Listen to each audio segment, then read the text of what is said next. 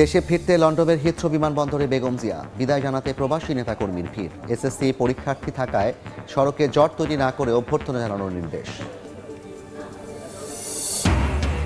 সংবিধানে অন্তর্ভুক্ত করে বিনামূল্যে দিতে হবে প্রাথমিক স্বাস্থ্যসেবা। বাজেটের 15% বরাদ্দের সুপারিশ সংস্কার কমিশনের। দ্রুত বাস্তবায়নের নির্দেশ প্রধান উপদেষ্টার।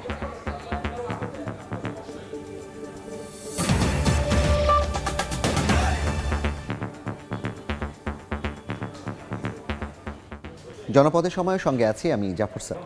এই মুহূর্তে বেইলি রোডে আছেন রিপোর্টার শফিকুজ্জামান রুবেল। সরাসরি চলে যাচ্ছি তার কাছে। রুবেল, রাজধানী বেইলি রোডে যে অগ্নিকাণ্ডের ঘটনা ঘটেছে কিছুক্ষণ আগে, সেখানে মোটামুটি আগুন নিয়ন্ত্রণ এবং ফায়ার সার্ভিসের 9টি ইউনিট এই আগুন নিয়ন্ত্রণে কাজ করে। এবং আপনারা দেখতেই পাচ্ছেন যে এখানে এখন যেটা চলছে যে এই শপিং মলে যেহেতু আগুন লেগেছে, capital Siraj centre shopping mall, এই শপিং মলের বেসমেন্টে আগুনের ঘটনা ঘটে এবং নিভিয়ে দেওয়া হয়েছে এবং পুরোপুরি নির্বাপনের কাজ চলছে। সেই সাথে সাথে সেনাবাহিনীর সদস্যরা কিছুক্ষণ উৎসুক জনতার ভিড় ছিল, সেই উৎসুক জনতার ভিড় ভেঙে তারা মূলত এই শপিং মলের নিয়ন্ত্রণে নিয়ে নেয়। কেননা এই আগুন লাগার পরপরই এই জায়গাটি এলাকাবাসী এবং আশেপাশের উৎসুক জনতার ভিড়ে কিন্তু যারা কাজ করছিলেন ফায়ার সার্ভিসের কর্মীরা, তারা কিন্তু ঠিকমতো কাজ করতে পারছিলেন না। এবং সেটি জানিয়ে রেখে আপনাদের, এই ভবনটি মূলত দেখা যাচ্ছে যে নিচে শপিং মল, নিচে রেস্টুরেন্ট, তারপরে শপিং মল, এর উপরে কিন্তু আবাসিক ভবনও রয়েছে, বাসাবাড়ি, সেখানে লোকজন থাকে। এবং যখনই আগুন লাগে তখন কিন্তু এই ভবনে যারা অনেকেই কিন্তু ছাদে আশ্রয় নিয়েছিলেন ভয়ে, এবং তাদের কয়েকজনকে ইতিমধ্যে 5-6 জনকে আমরা দেখেছি যে ফায়ার সার্ভিসের বড় ক্যারাইন দিয়ে তাদের কিন্তু নিচে নামিয়ে আনা হয়েছে। এবং কোনো হতাহতের ঘটনা এখন পর্যন্ত আমরা আসলে জানি না, ঘটেনি বলে আমরা যতদূর জানি যে এখন পর্যন্ত সেরকম কোনো তথ্য নেই।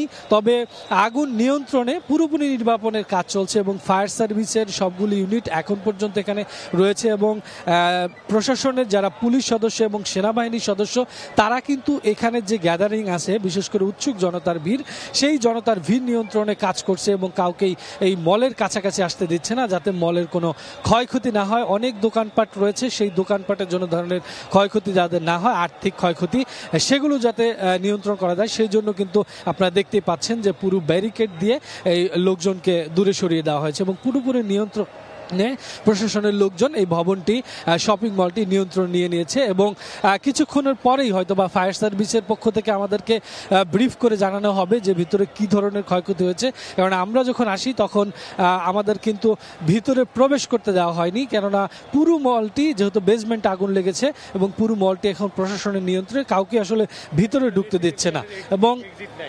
এবং যে বিষয়টা আমরা এখানে এসে জানি যে এরকম শপিং মলের যে প্ল্যান করে তৈরি করা হয়, সেখানে অনেক ঘাটতি লক্ষ্য করা গেছে। কেননা যারা উপরে ছিলেন এবং যারা প্রত্যক্ষদর্শী, তারা বলছিলেন যে ভেতর থেকে এক্সিস্ট হওয়ার পথ নেই এবং যারা উপরে বসবাস করেন, বিশেষ করে মলটি আমি পূর্বেই বলেছিলাম যে নিচু রেস্টুরেন্ট, তারপরে শপিং মলের উপরে বাসাবাড়ি, তো সেখান থেকে বের হওয়ার কিন্তু আলাদা কোনো পথ নেই, সেটি একটি অত্যন্ত এক্সিস্ট পয়েন্ট নেই, সেটি বলছিলেন এখানের যারা ভুক্তভোগী, যারা উপরে বসবাস করেন, বাহিরে ছিলেন, তারা বিষয়টি বলছিলেন। তো কিছুক্ষণ পরে আনুষ্ঠানিকভাবে জানানো হবে কি থেকে আগুন লাগলো, কিভাবে আগুন লাগলো, ক্ষয়ক্ষতির পরিমাণ কি। সব মিলে এই ছিল বেইলি রোড থেকে। সরাসরি যুক্ত ছিলাম রাজধানীর বেইলি রোডে। 4 মাস পর ঢাকার উদ্দেশ্যে আজ লন্ডন ছাড়ছেন বিএনপি চেয়ারপারসন বেগম খালেদা জিয়া। সঙ্গে থাকছেন 2 পুত্রবধূ, মেডিকেল বোর্ডের সদস্য সহ 9 জন। এরই মধ্যে হিথ্রো বিমানবন্দরে পৌঁছেছেন বেগম জিয়া। তাকে বিদায় জানাতে সেখানে ভিড় করেছেন যুক্তরাজ্য বিএনপির নেতাকর্মীরা। দেশে ফিরে দলের নেতৃত্ব ও গণতন্ত্র ফেরাতে ভূমিকা রাখার আশা নেতাদের। লন্ডন থেকে বিস্তারিত জানাচ্ছেন শোয়েব কবির।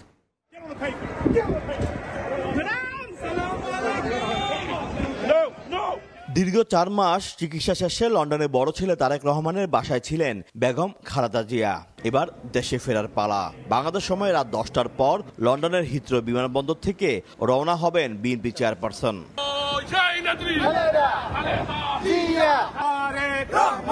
প্রিয় নেত্রীকে এক নজর দেখতে ও শুভেচ্ছা জানাতে বিমানবন্দরের সামনে জড়ো হন হাজারো নেতাকর্মী ও প্রবাসী বাংলাদেশি।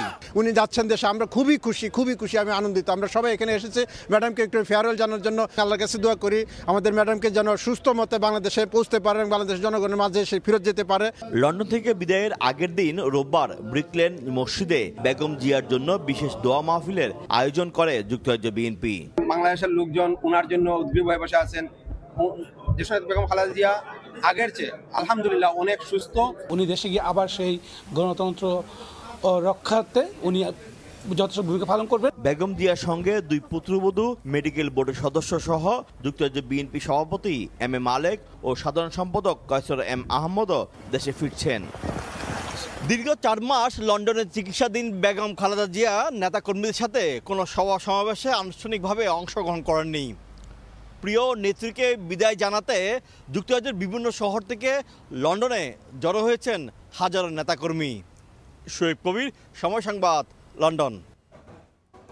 এই মুহূর্তে লন্ডনে আছেন সহকর্মী শোয়েব কবির, সরাসরি যাচ্ছি তার কাছে। শোয়েব, দীর্ঘ 4 মাস লন্ডনে চিকিৎসাধীন থাকার পরে বিএনপি চেয়ারপারসন বেগম খালেদা জিয়া আজ লন্ডন আসতে সময় 4:10 তিনি লন্ডন থেকে কাতার আমিরের পাঠানো বিশেষ এয়ার অ্যাম্বুলেন্সে করে বাংলাদেশে পৌঁছবেন। তিনি লন্ডন আসার সময় 2:20 লন্ডনের রয়্যাল সুটের সামনে তিনি এসে পৌঁছান। তার পুত্র বিএনপির ভারপ্রাপ্ত চেয়ারম্যান তারেক রহমান তিনি নিজেই গাড়ি চালিয়ে তার মাকে নিয়ে এসেছেন বিমানবন্দরে।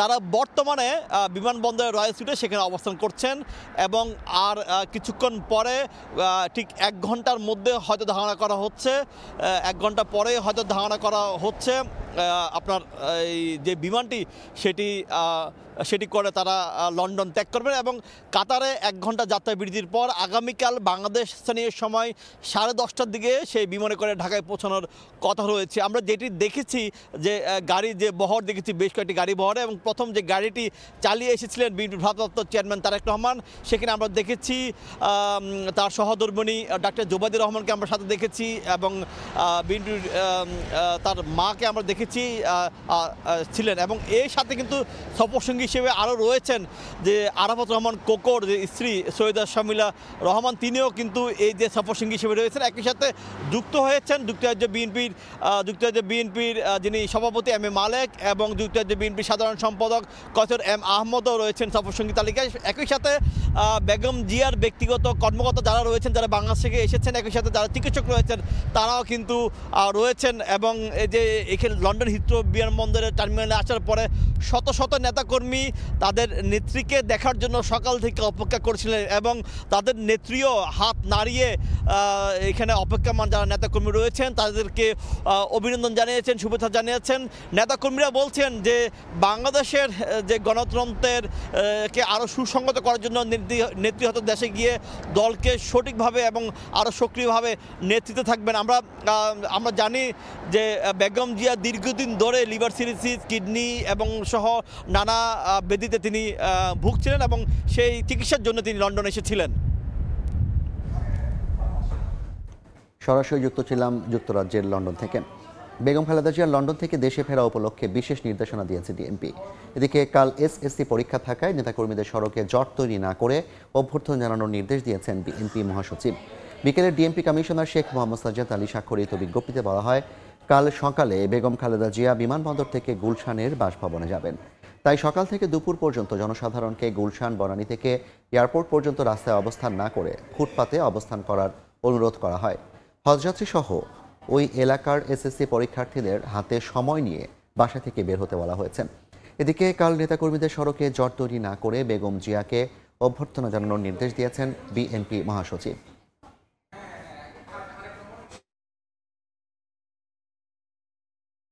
উনি সকাল 10টায় পৌঁছাবেন ঢাকা এয়ারপোর্টে। বিমানবন্দর থেকে কাকলি পর্যন্ত বিশেষ করে বিএনপির অঙ্গ সংগঠনের নেতাকর্মী এবং ঢাকা সিটি নেতাকর্মীদের কাছে আবেদন রাখতে চাই যে রাস্তার উপরে যেন কেউ না দাঁড়ায়, ফুটপাতের মধ্যে দাঁড়িয়ে যেন সম্বর্ধনা জানাতে চাইবেন। পুলিশ কর্তৃপক্ষকে বলতে চাই তারা যেন রাস্তায় কাউকে দাঁড়াতে না দেন। মৌলিক অধিকার হিসেবে সংবিধানে অন্তর্ভুক্ত করে বিনামূল্যে প্রাথমিক স্বাস্থ্যসেবা নিশ্চিতের সুপারিশ করেছে স্বাস্থ্য বিষয়ক কমিশন। প্রধান উপদেষ্টার কাছে প্রতিবেদন জমা দিয়ে ব্রিফিংয়ে একথা জানান কমিশন প্রধান। বলেন, বাজেটের 15% স্বাস্থ্য খাতে বরাদ্দের সুপারিশ করা হয়েছে। ওষুধ কোম্পানির বিক্রয় প্রতিনিধিরা সরাসরি হাসপাতালের চিকিৎসকের সঙ্গে দেখা করতে পারবেন না। এদিকে কমিশনের সুপারিশ দ্রুত বাস্তবায়নের নির্দেশ দিয়েছেন প্রধান উপদেষ্টা। 2024 সালের নভেম্বরে গঠিত হওয়ার পর বিভিন্ন জেলায় মতবিনিময়, পেশাজীবী ও রাজনৈতিক দলগুলোর সঙ্গে আলোচনা করে 31 দফা সুপারিশ তৈরি করে স্বাস্থ্য খাত সংস্কার কমিশন। সোমবার সকালে প্রধান উপদেষ্টার বাসভবন যমুনায় ডক্টর মোহাম্মদ ইউনূসের কাছে প্রতিবেদন হস্তান্তর করে কমিশনের সদস্যরা। এ সময় স্বাস্থ্য খাত সংস্কার কমিশনের সুপারিশগুলো দ্রুত বাস্তবায়নের নির্দেশ দেন প্রধান উপদেষ্টা। পরে ফরেন সার্ভিস একাডেমিতে ব্রিফিংয়ে কমিশন প্রধান জাতীয় অধ্যাপক ডাক্তার আবুল কালাম আজাদ খান বলেন, জনগণের প্রাথমিক স্বাস্থ্য সেবাকে সংবিধানে অন্তর্ভুক্ত করে তা বিনামূল্যে নিশ্চিত করার সুপারিশ করেছেন তারা। প্রাইমারি হেলথ কেয়ার ডেফিনেশনে যেটা আপডেটেড হয় সেটা will be the constitutional obligation for the government and also the constitutional right for the population. Budget বর্তমানে খুবই কম, এই বাজেট দিয়েও করা সম্ভব। কমিশন সদস্য আকরাম হোসেন জানান, বাজেটের 15% স্বাস্থ্য খাতে বরাদ্দের সুপারিশ করা হয়েছে। তিনি জানান, এমবিবিএস ডাক্তার ছাড়া যেন অ্যান্টিবায়োটিক দেয়া না হয়, মানহীন হাসপাতাল বন্ধ সহ ওষুধ ও পরীক্ষার দাম নির্ধারণের সুপারিশ করা হয়েছে। অত্যাবশ্যকীয় ওষুধের ক্ষেত্রে 2 বছর পর কিন্তু লিস্ট করে ফেলতে হবে এবং এটা কিন্তু জনগণকে ফ্রি অথবা ভর্তুকি মূল্যে প্রদান করতে হবে। 25% ওষুধ শুরুতেই জেনেরিক ভাবে লিখতে হবে এবং পরবর্তীতে over the 5 years 100% medicine generic ভাবে লিখতে হবে। ফার্মাসিউটিক্যালস কোম্পানি প্রতিনিধিরা সরাসরি সাক্ষাতের মাধ্যমে দৈনন্দিন প্রোডাক্ট প্রমোশন করতে পারবেন না। এছাড়া আলাদা স্বাস্থ্য কমিশন, নারী স্বাস্থ্য ইনস্টিটিউট ও মেডিকেল পুলিশ ইউনিট গঠনের সুপারিশ করেছে কমিশন। নাজমুস সালেহী, সময় সংবাদ, ঢাকা। হাসনাত আবদুল্লাহর ওপর হামলার ঘটনায় হত্যা চেষ্টার মামলা করেছে এনসিপি। বিকেলে গাজীপুরের বাসন থানায় এই মামলা করেন দলটির জেলা ও মহানগর প্রতিনিধি। এদিকে হামলায় জড়িত সন্দেহে 54 জনকে আটক করেছে পুলিশ। তারা সবাই আওয়ামী লীগ ও এর সহযোগী সংগঠনের নেতাকর্মী। স্বরাষ্ট্র উপদেষ্টা জানান, হামলাকারীদের কেউ ছাড় পাবে না। গাজীপুরে রোববার সন্ধ্যায় হামলার শিকার হন জাতীয় নাগরিক পার্টির দক্ষিণাঞ্চলের মুখ্য সংগঠক হাসনাত আবদুল্লাহ। এরপর নড়েচড়ে বসে আইন শৃঙ্খলা বাহিনী। রাতভর চলে বিশেষ অভিযান। আটক করা হয় 54 জনকে। তাদের প্রায় সবাই আওয়ামী লীগ ও এর বিভিন্ন সহযোগী সংগঠনের নেতাকর্মী। গাজীপুর মহানগর পুলিশের তথ্য অনুযায়ী আটককৃতদের মধ্যে বাসন থানায় 12, কোনাবাড়ী থানায় 6, সদর ও পুবাইল থানায় 5, গাছা থানায় 4, কাশিমপুরে 2, টঙ্গীতে 4 এবং ডিবি আটক করে 16 জনকে। হামলার রহস্য উদ্ঘাটনে তাদের জিজ্ঞাসাবাদ করা হচ্ছে। পাশাপাশি অভিযান চলমান রয়েছে। হাসনাতের ওপর হামলার ঘটনায় মামলা করতে সোমবার দুপুর 12টার দিকে থানায় আসেন জেলা এনসিপির নেতাকর্মীরা। বিকাল 5টার দিকে হত্যা চেষ্টার অভিযোগে মামলা করেন দলটির গাজীপুর জেলা ও মহানগর প্রতিনিধি খন্দকার আল আমিন। গাজীপুর জেলা ছাত্রলীগের সেক্রেটারি নাসির মোড়ল এবং মহানগর ছাত্রলীগের সভাপতি সরকারবাবু, এরা বিভিন্ন ধরনের উস্কানিমূলক স্ট্যাটাস দিয়ে গাজীপুরকে সবসময় একটা সন্ত্রাসের অভয়ারণ্য তৈরি করার চেষ্টা করতেছে। জাতীয় নাগরিক পার্টি থেকে এই বিষয়টা অবজারভেশনে রাখতেছি, যাতে কোনো রকমভাবে কোনো সাধারণ মানুষ হয়রানি শিকার না হয় এবং প্রকৃত আসামিরা যাতে সঠিক শাস্তি পায়। আমরা অ্যাকচুয়াল ফিগারটা সচিবালয়ে স্বরাষ্ট্র উপদেষ্টা বলেন, হামলায় জড়িতদের কেউই ছাড় পাবে না। 54 জন যে গত রাত্রে তাদের আমরা আইনের আওতায় নিয়ে আসছি। 54 জন আইনের আওতায় এরকম ধরনের ঘটনা যারা ঘটাতে চেষ্টা করবে তাদের কাউরই কোনো ছাড় দেওয়া হবে না। এই ছিল জনপথের সময়। সঙ্গে থাকুন সময়।